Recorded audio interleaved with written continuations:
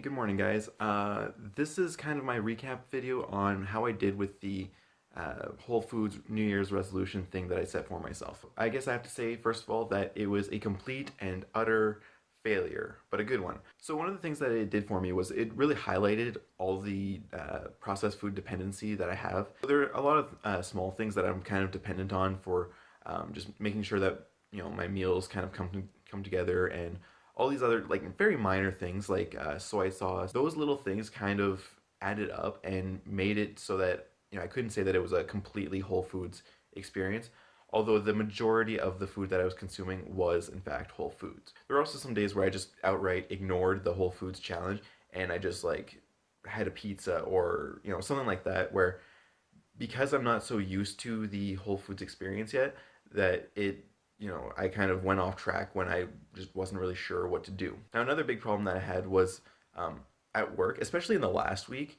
I had started having these really big sugar cravings on my lunch break, and I work in a coffee shop. The only thing really available, it was like a donut, not the greatest, fallback plan.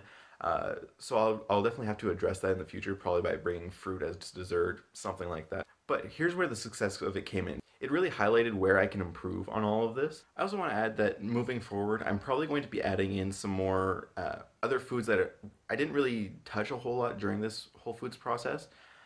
Things like whole grain bread and tofu. To me, they're kind of gray zone, but I'm going to start adding them in anyway because they add a lot more variety to what I can and cannot eat, and they're just kind of things that I would normally eat to begin with. So it kind of makes it a lot easier for myself going forward.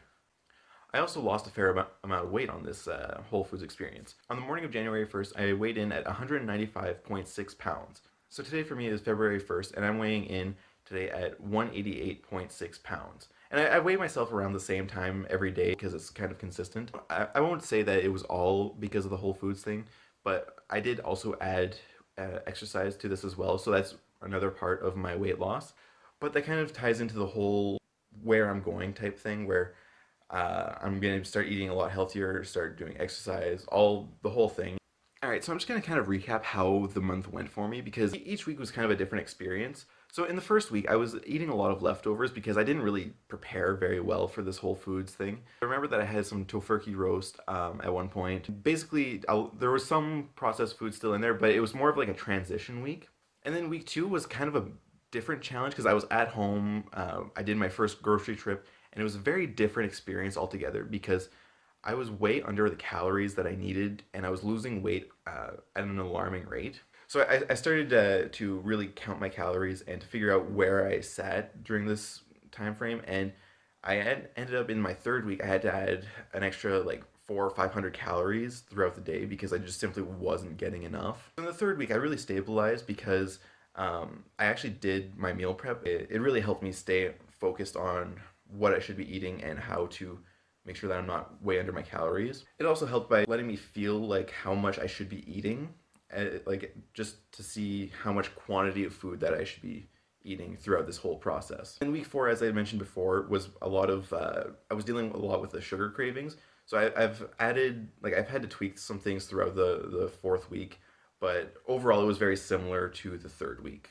So as I mentioned, I lost about 7 pounds on this Whole Foods experience. I'm not going to stop there because my goal moving forward is I want to lose some more weight, but I also want to start doing more strength training and gaining muscle along the process. So eventually I'm going to kind of cap out, and where my fat loss stops, my muscle mass will increase. And so at some point my weight is going to kind of plateau, and I'm not sure where that's at yet. I feel like I can safely assume that I'm going to be at about 180 pounds before those two lines intersect. And so in the past week, I've actually started on the StrongLifts 5x5 training program. Essentially, it focuses on the 5 main strength lifts, which, squats, deadlifts, bench press, overhead press, and deadlifts. So you do those. Each one is for 5 sets of 5 repetitions, except for the deadlift, which is 1 set, I think. As well as all of that, I think I'm going to be trying, I'm not making any promises here yet, but I might be trying to do a 5K run at some point. I'll be trying to add in some training for that maybe on Saturdays because the StrongLifts is Monday, Wednesday, and Friday. I might take Saturdays just for some running. But again, no guarantees. This may happen, may not happen. We'll see how I'm doing with the strong lifts training and if I feel like I have the energy to do a 5K training as well. But overall, I think my New Year's resolution was very successful. And I would like to ask you, how was your New Year's resolution? Did you meet your goals? Leave a comment down below and let me know how you did. And while you're down there, why don't you go ahead and subscribe?